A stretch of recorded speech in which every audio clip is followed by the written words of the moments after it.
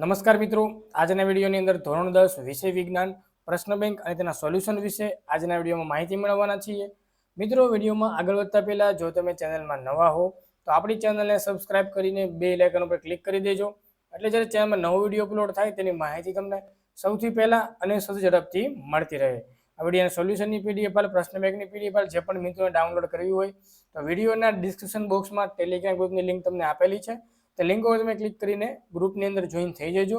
એમાં તમને આવનારી બોર્ડની પરીક્ષા, આવનારી પ્રથમ પરીક્ષા, દ્વિતીય પરીક્ષાના most time pay question paper, સોલ્યુશનની પીડીએફ ફાઇલ ત્યાંથી તમને મળી જશે. તો તમે જોઈ શકો છો, Gujarat secondary higher secondary education board Gandhinagar, subject science, ધોરણ 10 છે, ક્વેશ્ચન બેંક જુલાઈ 24 અને માર્ક્સ છે મિત્રો 25. ચલો સૌથી પહેલા આપણે લઈએ પ્રશ્ન નંબર 1.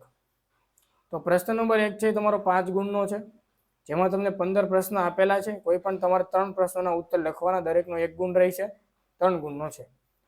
તો આપણે પહેલા લઈએ. ચાલો, પહેલો સવાલ, સ્વયંપોષી માટે ખાલી જગ્યા આવશ્યક છે. તો સ્વયંપોષી જે પણ પ્રાણીઓ હોય, વનસ્પતિ હોય, તેમાં કાર્બન ડાયોક્સાઇડ જરૂરી છે, ક્લોરોફિલ અને સૂર્યનો પ્રકાશ. ઓપ્શન નંબર ડી જવાબ આવશે. આગળ, મનુષ્ય ફેફસાઈ ખાલી સાથે સંકળાયેલા તંત્રનો ભાગ છે, તો શું આવશે? શ્વસન તંત્ર. ત્રીજો સવાલ આપ્યો છે, અરીસાની સામે તમે ગમે ત્યાં ઊભા રહો પણ પ્રતિબિંબ ચત્તું મળે તો એ અરીસાને શું કહેવામાં આવે છે? ઓકે, આ રીતના તમને MCQ 3 આપેલા છે, એમાં તમારે કોઈ પણ આવશે. પછી ખરા ખોટા છે કે માંસાહારી પ્રાણીઓમાં નાનું આંતરડું કેવું હોય છે? લાંબુ હોય છે. કેવું હોય છે?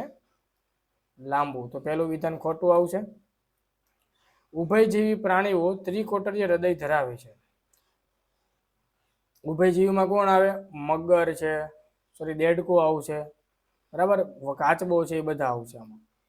પછી ટોચમાં પ્રકાશ સ્ત્રોતને અંતર્ગોળ અરીસાના મુખ્ય કેન્દ્ર પર રાખવામાં આવે ત્યારે તેમાંથી નીકળતા સમાંતર કિરણો પછી બહિર્ગોળ લેન્સ દ્વારા હંમેશા આભાસી પ્રતિબિંબ મળે છે. તો આ રીતના તમને ખરા ખોટાના પ્રશ્ન આપેલા છે, એ પણ તમે જોઈ લેજો એક વખત. પછી ખાલી જગ્યા તમને આપેલી છે કે ગ્લુકોઝના અણુનું વિઘટન થઈ ઉર્જા મુક્ત થવાની ક્રિયાને શું કહેવામાં આવે છે? પછી યકૃતમાંથી નીકળતા પિત્તરસને પાચન માર્ગના ખાલી જગ્યા અંગ દ્વારા ગ્રહણ કરવામાં આવે છે.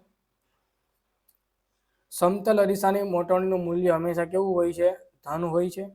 ખાલી જગ્યા વડે ફક્ત આભાસી પ્રતિબિંબ મળે છે. પાચન માર્ગમાં ખોરાક સાથે ભળતો પ્રથમ ઉત્સેચક કયો આવશે?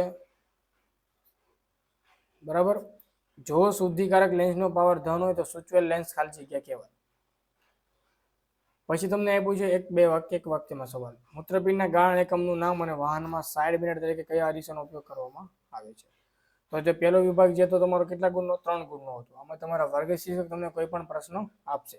જે પણ મિત્રોને પીડીએફ ફાઇલ ડાઉનલોડ કરવી હોય, ડિસ્ક્રિપ્શન બોક્સમાં ટેલિગ્રામની લિંક આપેલી છે, તો લિંક ઉપર તમે ક્લિક કરીને જોઈન થઈ જજો. આગળનો સવાલ લઈએ આપણે, પ્રશ્ન નંબર પહેલા આમાં 5 પ્રશ્ન આપેલા છે, એમાં તમારે કોઈ પણ એક લખવાનો આવશે. જલવાક અનુવાકનો તફાવત, સ્વયંપોષી વિષમપોષી, આપણા શરીરમાં ચરબીનું પાચન કેવી રીતે થાય છે, બહિર્ગોળ અંતર્ગોળનો તફાવત. બરાબર. ત્યાર પછી એ પૂછે પ્રશ્ન નંબર 2, જે તમારો 3 ગુણ.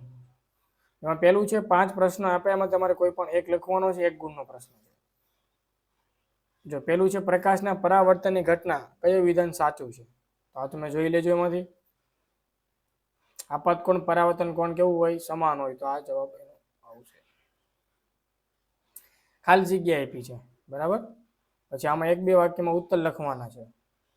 પછી આમાં 5 પ્રશ્નમાંથી કોઈ પણ એક લખવાનો, 2 ગુણ રહી છે આના. ઉત્સર્જન એટલે શું થાય? ઉત્સેચકો કોને કે? વાહિપુલ એટલે લેન્સનું સૂત્ર. અને તમારા દૈનિક જીવનમાં લેન્સનો તમે કઈ કઈ જગ્યાએ પ્રયોગનો ઉપયોગ કરો એ તમારે લખવાનું છે. ચાલો, પ્રશ્ન નંબર તમારો કેટલામો હતો? 2 3 માર્ક્સનો હતો. આગળ લઈએ પ્રશ્ન નંબર 3 10 માર્ક્સનો છે. આમાં કોઈ ટોટલ 15 પ્રશ્ન આપ્યા, કોઈ પણ 3 લખવાના છે. બરાબર. ચાલો, 3 ગુણનો પ્રશ્ન થશે તમારો. એ વિકલ્પ પસંદ કરો. આમાં તમારે MCQ ટાઈપનો પ્રશ્ન આપેલો છે. આમાં પણ સેમ એ જ છે કે વિદ્યાર્થીને અંતર્ગોળ અરીસા વડે રચાતા પ્રતિબિંબમાં કેન્દ્ર લંબાઈ 10 સેમી છે. વસ્તુને 15 સેમી અંતર રચે તો પ્રતિબિંબ ત્યાં રચાશે. 3 નંબરનો સવાલ આપ્યો છે, નીચેની આકૃતિમાં અંતર્ગોળ અરીસાના આપાતકિરણનો ગતિપથ દર્શાવે છે. જોઈ શકો છો આ રીતે. તો તમારે એમાંથી કયા સ્થાને પ્રતિબિંબ રચાશે તે કહેવાનું છે. આમાં પણ તમારે નાના આંતરડાની દિવાલમાં ખોરાકના તરંગવત સંકોચન અને વિસ્તરણની ઘટનાને શું કહેવામાં આવે છે? શું કહેવામાં આવે છે? અભિશોષણ. લસિકાનું મુખ્ય કાર્ય નીચેના પૈકી કયું છે? ઓપ્શન 4 અલગ અલગ આપ્યા છે, જોઈ શકો છો. જે પણ સાચો હોય તમારે જવાબ લખવાનો છે.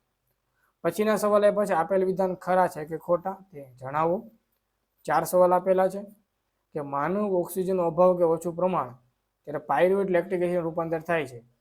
વાયુરંધ્રની ફરતે આવેલા કોષને રક્ષક કોષો કહેવામાં આવે છે. પ્રકાશનું કિરણ જ્યારે કાચમાંથી હવા પસાર ત્યારે લંબ તરફ શું થાય છે? વાંકું વળે છે. એને કહેવાય પરાવર્તન. આપાત કિરણ વક્રીભૂત વચ્ચે નિર્માણ પામતા ખૂણાને આપાત કોણ કહેવામાં આવે છે? બરાબર. ચાલો ખાલી જગ્યા આપી છે 10, 11, 12 અને 13 કે વનસ્પતિમાં પ્રકાશ ઉર્જાનું રાસાયણિક ઉર્જામાં રૂપાંતર થવાની ઘટનાને શું કહેવામાં આવે છે? હૃદયના સંકોચન દરમિયાન રુધિરનું તેજ માર્ગે પાછું વહન ના થાય તે માટે શું કાર્ય કરે છે ભાઈ? વાલ આવે. આમાં શું આવે? વાલ આવે. ખાલી જગ્યાની હાજરી જાણવા આયોડિનના દ્રાવણનો ઉપયોગ થાય તો કોની ભાઈ લખવાનું આમાં? પછી કાર્બન ડાયોક્સાઇડ વાયુની હાજરી હોય તો વાયુનું દુધિયા બને છે. પછી 1-2 વાક્યમાં તમારે જવાબ લખવાના છે આની અંદર. એમાં પણ તમને 14, 15, 16, 17 સવાલ આપેલા છે. પછી બની અંદર 10 પ્રશ્ન એ પણ તમારે કેટલા લખવાના? 2 લખવાના, પ્રત્યેકના 2 ગુણ, ટોટલ તમારો 4 ગુણનો પ્રશ્ન થશે. પાચન એટલે શું? લસિકા એટલે શું? ધમની શિરા, પરાવર્તન, ગોલીય અરીસાના પ્રકારો. આ રીતના તમને 10 અલગ અલગ પ્રશ્ન આપેલા છે. વિભાગ સી 5 માર્ક્સ 5 પ્રશ્ન એમાં તમારે કોઈ પણ એક લખવાનો છે. 3 ગુણનો પ્રશ્ન રહેશે. ચાલો, મનુષ્યના હૃદયની આકૃતિ, હૃદયનું કાર્ય, અમીબામાં પોષણની આકૃતિ સહિત મનુષ્યના પાચન તંત્રના વિવિધ અંગોના નામ જણાવો. કાચના લંબઘન ચોસલા વડે થતું પ્રકાશનું વક્રીભવન, પ્રકાશના વક્રીભવનના નિયમો, બહિર્ગોળ લેન્સ. બરાબર. આ રીતનો પ્રશ્ન તમને આપેલો છે. જે પણ મિત્રોને પીડીએફ ફાઇલ ડાઉનલોડ કરવી હોય તો વિડીયોના ડિસ્ક્રિપ્શન બોક્સમાં તમને લિંક આપેલી છે. તમે લિંક ઉપર ક્લિક કરીને પ્રશ્ન બેંકની પીડીએફ ફાઇલ, સોલ્યુશનની પીડીએફ ફાઇલ ડાઉનલોડ કરી શકો છો. પ્રશ્ન નંબર 4 મિત્રો 7 માર્ક્સનો છે. એમાં 10 પ્રશ્નમાંથી તમારે 2 લખવાના છે, 1 ગુણ છે. ચાલો, પહેલા તમને ખરા ખોટા બધા આપેલા છે, એ તમે જોઈ શકો. તમારા શિક્ષક તમને આમાંથી કોઈ પણ એક પ્રશ્ન આપશે. પછી 1-2 વાક્યમાં લખવાના છે, 9, 10. પછી 5 માંથી કોઈ પણ એક લખવાના, 2 ગુણનો પ્રશ્ન. બરાબર. પછી ફરી પાછા 5 માંથી 1 લખવાનો, એના 3 ગુણનો પ્રશ્ન. તો આ રીતનું તમારું કંઈક પ્રશ્ન બેંક હશે. સોલ્યુશન ટેલિગ્રામમાં જોઈન થઈ જેમાં તમને મળી જશે. તો મિત્રો, આ તો ધોરણ 10ના વિદ્યાર્થીનું વિજ્ઞાન મોડેલ પ્રશ્ન બેંક વિશે વાત. વિડીયો ગમે તો વિડીયો લાઇક કરો, શેર કરો, ચેનલને સબસ્ક્રાઇબ કરો. મળીશું આવનારા વિડીયોમાં. બધાને good bye, good luck, thank you.